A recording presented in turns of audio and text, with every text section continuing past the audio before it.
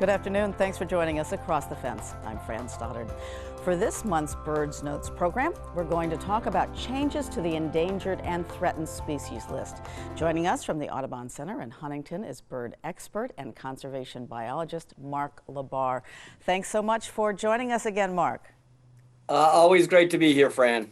So today we're going to talk about some possible upcoming changes to Vermont's endangered and threatened species list. How does that work?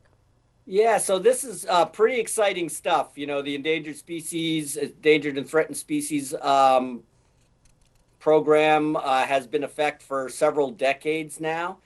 And it includes not only birds, but of course mammals, invertebrates, plants, and such. And there's an Endangered Species Committee, which provides recommendations to the Secretary of the Agency of Natural Resources. And so what happens is as birds or mammals reach recovery goals, or in the unfortunate case of them reaching levels which folks deem need protection, there's a group of scientists, the scientific advisory groups for mammals and birds, and I'm on the bird one. The information is reviewed and a recommendation is put forward to the Endangered Species Committee.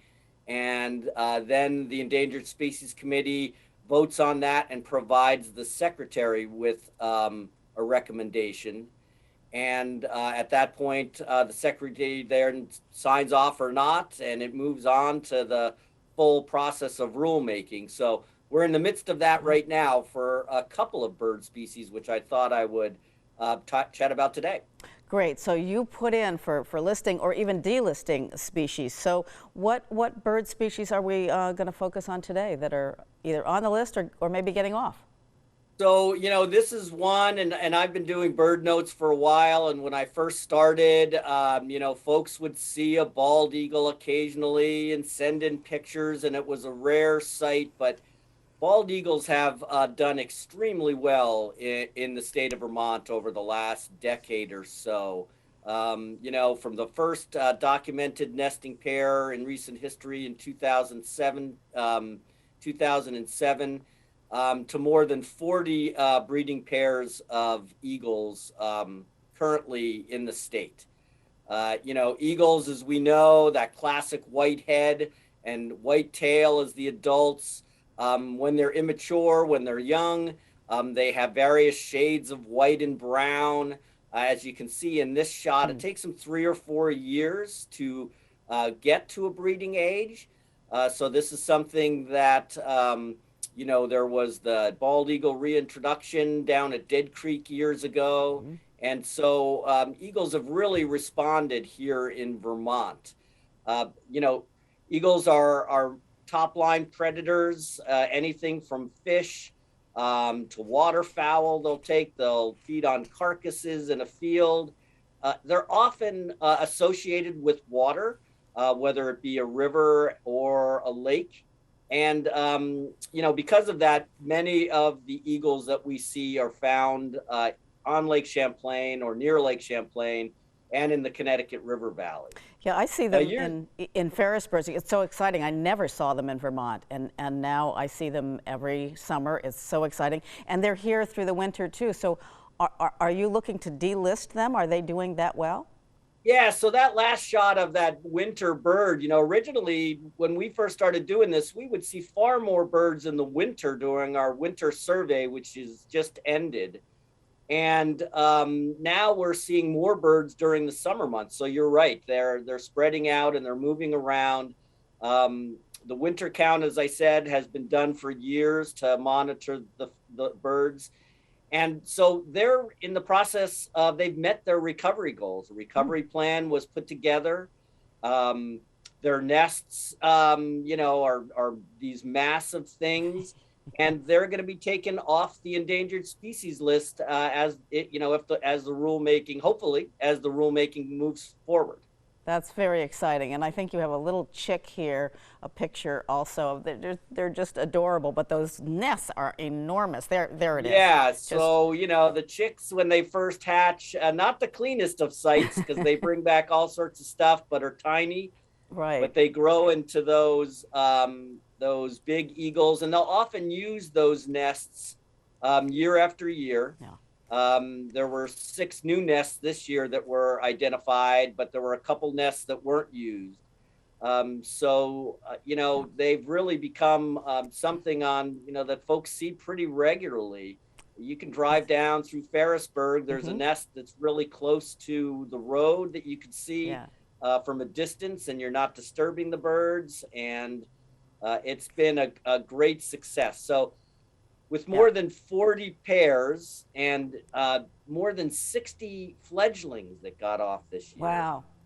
yeah, the numbers are just great. And so, like I said, there was a recovery plan that was put together um, with Audubon and reviewed by the state and the scientific advisory group, and they've met those goals. And hopefully, pretty soon they'll be off the list, just like Very, osprey, peregrine, loon.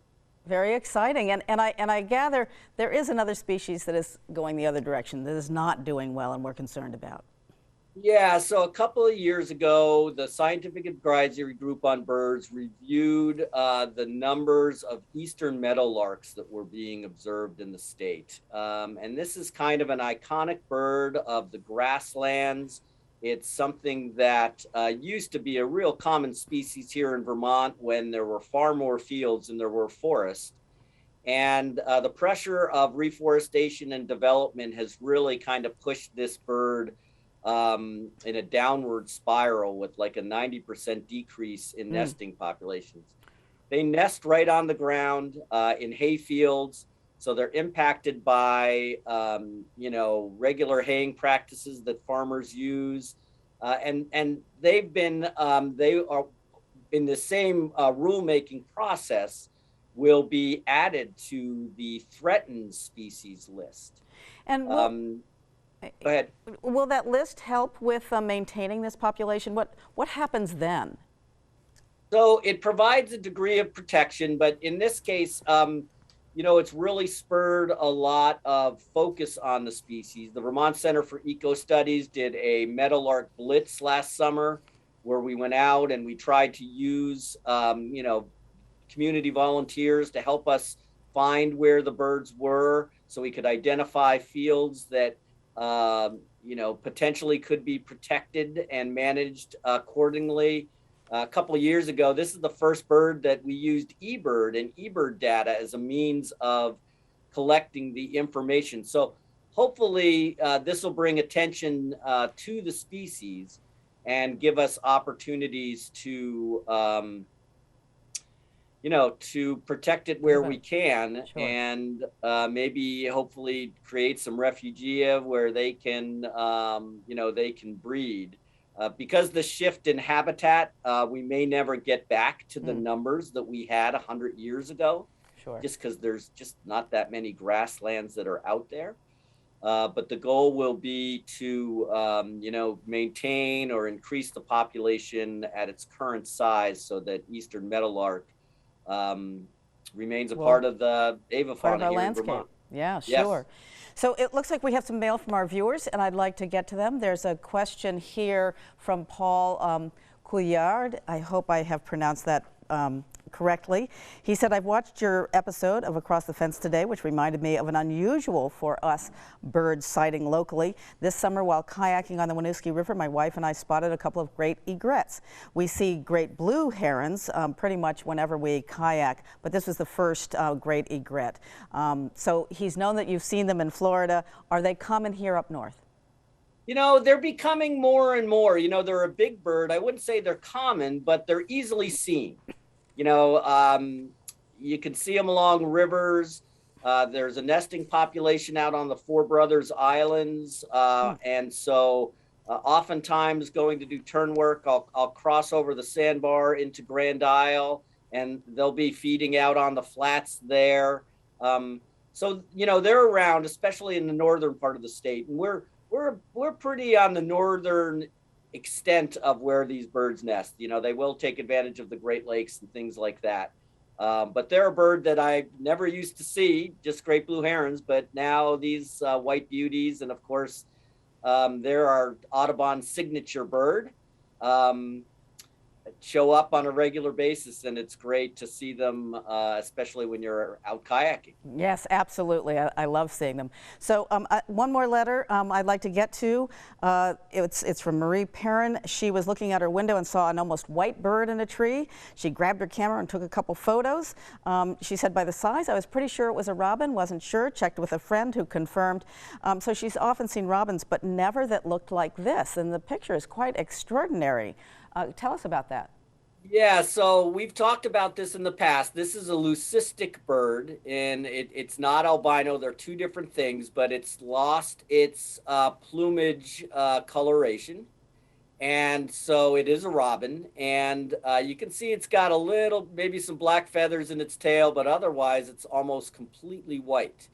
And we do see this, we can see birds that are like this, completely white. We can see birds that are partially leucistic, red-tailed hawks that are all white except for their red tail. So it's an uncommon thing, but it does occur regularly. And, for this robin in the winter, great camouflage, from a so predator. It is good camouflage. She was concerned that it was a problem.